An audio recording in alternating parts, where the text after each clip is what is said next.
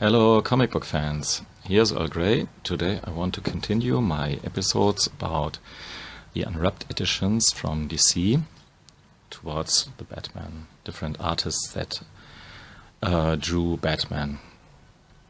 I already raved in another panellogy about these two books here, the Andy Kubert one and the Court of Owls with the art of Greg Capullo.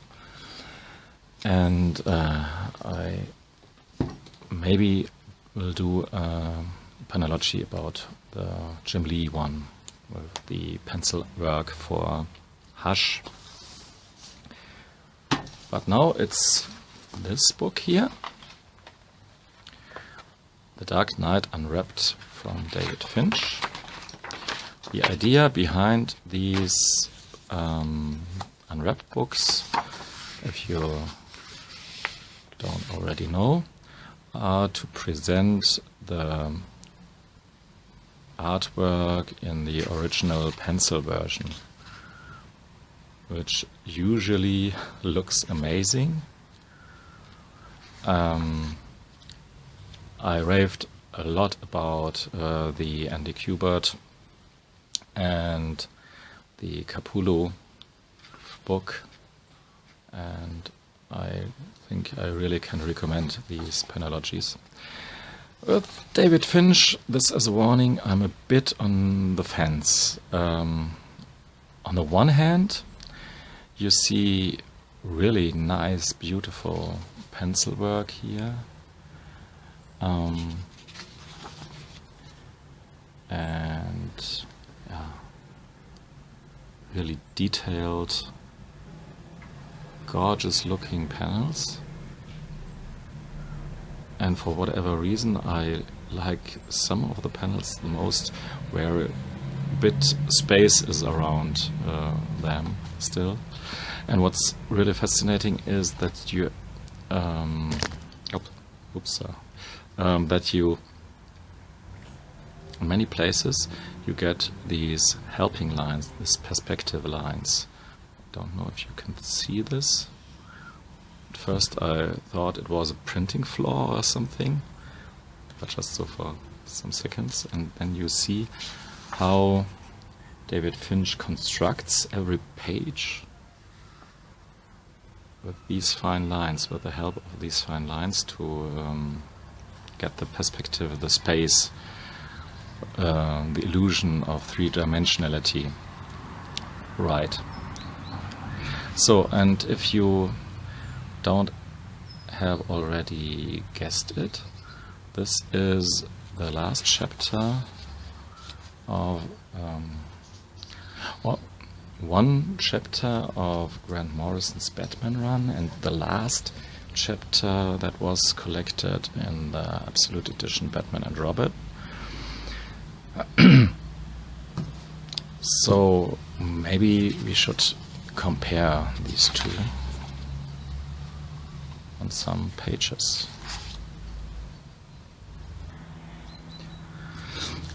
I must say, as much as I really love the Grant Morrison Batman run, the David Finch issue wasn't my favorite at all. Maybe it was my least favorite. I don't know. But story-wise, it was very generic. But if you see a Batman like this, it doesn't make this impression to me. But if you see the pencil work, I really love it way more, because you see how this was drawn, all the tiny pencil strokes, and see very more detail in this cover picture. This was the cover without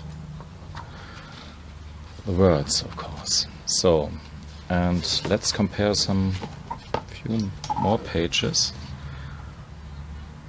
Here you see the bats in the sky, and even though the absolute one can trump with the oversize. This tiny picture here isn't so bad. And so on and so on. I really love the pencil work much more than the original, or the colored version, the finished version. It's a matter of taste, I know. Some of you comic fans out there would prefer this colored version just for the mood and the atmosphere that the color conveys. That's obviously right. One thing that comes that adds here, in my opinion, and this. Oh, wait. I've lost the track here. Ah, yeah, that's the. See it? Batman on double page spread. And the original one, it's impressive but a bit boring. But I really can't say that I find this drawing to be boring. Really don't. Just this bat plane here in the back is groovy. Yeah. Yeah, what I want to say is the weaker the story, the more you look at the art, maybe. For a Grant Morrison story, this was a very generic one. And even this view into the Batcave, I think I have seen something like this before. But if you look at the penciled version,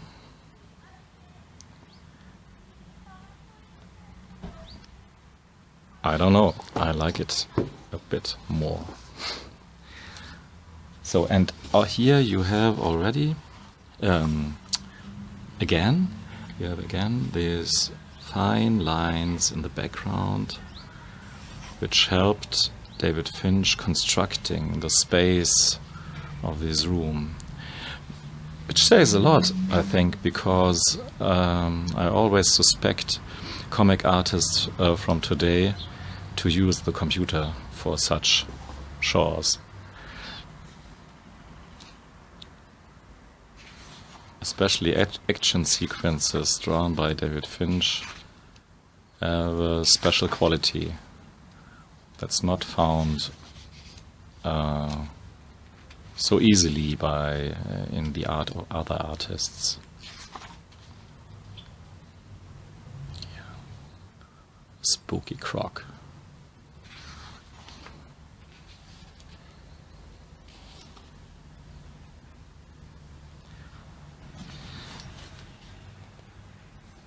If I look at these panels here, I really can understand why David Finch has quite a fan base.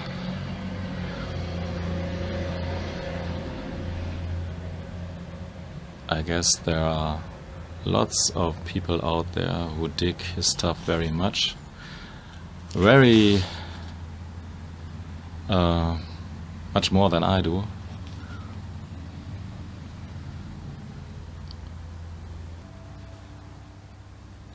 So maybe it's time to try to explain why I'm not the greatest fan of David Finch's art, or David Finch. One thing is that it seems to me that he has always to draw the more generic Batman stories.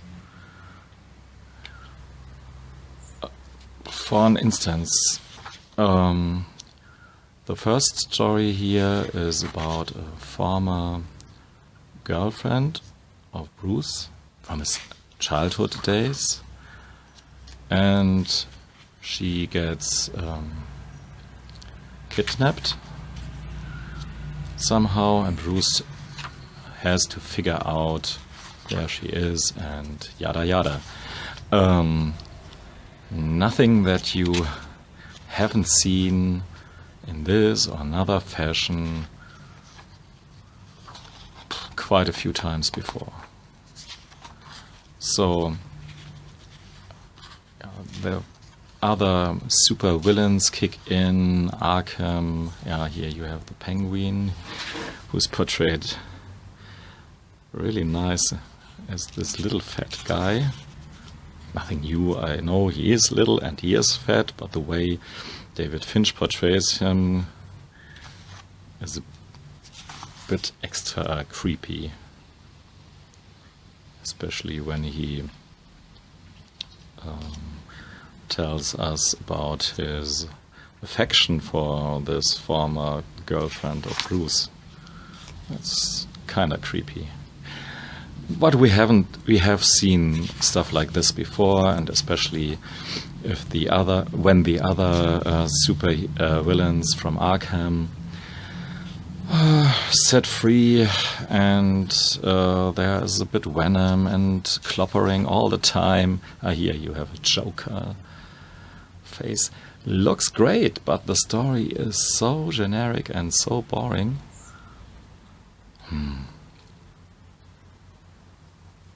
Story-wise, this is nothing that sticks in your mind and it seems this first story arc with Dawn Golden, the former girlfriend, isn't finished in the from David Finch. So, but I have no curiosity towards the real ending of the story, because I think I can guess it.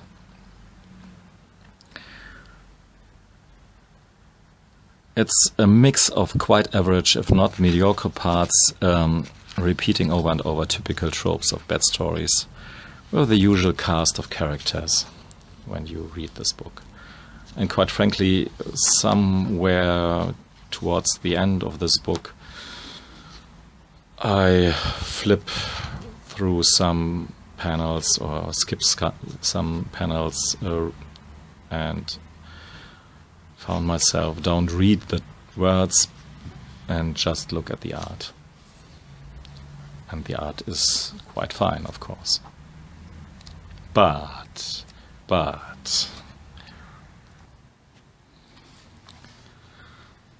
yeah, sometimes the characters are not the usual ones, but then it becomes really annoying. Because, please, WTF. This bunny girl here has to be a satire. Or is it a crossover with the Cinescope universe? Or it's something I simply don't understand. I don't want to buy a comic or with such stupidity in it. Really. And here we are actually at the center of one of the major problems I have with David Finch. I know I'm not the first one to say this, but nevertheless, he's the artist for the recent Wonder Woman, and what a spectacular fail in regard of choosing an artist, I must say, because Finch can't draw women. He simply can't draw them. I mean this in a plural sense. If you look at this girl here, or yeah, here, Wonder Woman. Same face, same curvy babe. He can draw a heck of a curvy doll-like sexy babe, if you find this blunt type of women that always look the same, sexy. Round-faced with a cute little nose tip. But he can't draw different types of women. They are all the same with different hairdos, and he draws poison ivy at one place here, and yeah, it's not so worse here in the Batman comic, where women tend usually to be background decoration. That's not good, don't get me wrong, but it is what it is. It's a Batman comic, a comic about masculinity and a man doing the right thing, and so the women aren't the most important in it. No. Right now I can't find another example of Finch's inability to draw different women.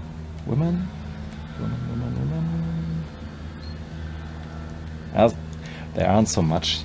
Yeah, even the little girl looks like this Wonder Woman I've already shown you. Always the same eyes, the same nose, the same mouth. It makes me crazy that, here, the Batgirl I've shown you before. Typical David Finch babe. Okay. Here, a page with Batman and one babe. David Finch babe. I don't know, maybe she has to be another one as she. I don't know. As I said, women are not so important here, fortunately. So another thing I'm not so fond of is the way the art is reproduced. Some scans seem a bit out of focus, like this one here. For another example, I don't know if you can see this. And I don't know the reason, for it. If really the scan is just sloppy, or maybe that is possible too. The original pencil was smeared and doesn't exist in a proper condition anymore. That's possible too. But there are quite some pages where I try to figure out the pencil lines and couldn't do it because the art reproduction looks a bit muddled. Not most of the time, don't get me wrong, most of the panels are really amazing, but here, this is half a page, a panel that takes more than half a page and is really blurred and out of focus. And if it's not sharp right now, it's not the fault of the camera, but it's just printed that way. I don't know why. I hope I don't have ranted too long about the work from this artist, because clearly he is one of the better ones, but in some regard I think it's quite average what's presented here, and so I can recommend it for every David Finch fan and for every completist in regard of these unwrapped editions, and this is maybe the case with myself. I like the way to look at the different ways the Batman myth, the Bat myth, is depicted in this original reproduction, in these kind of reproductions of the original artwork. But if you haven't already one of these unwrapped editions, I really would say start with the Andy Kubert one or the Quarter Owls one, and if you like them, maybe you go for the Jim Lee or the David Finch one. So, and that's my tiny little video for today. Hope you liked it. Thanks for listening and watching. Goodbye.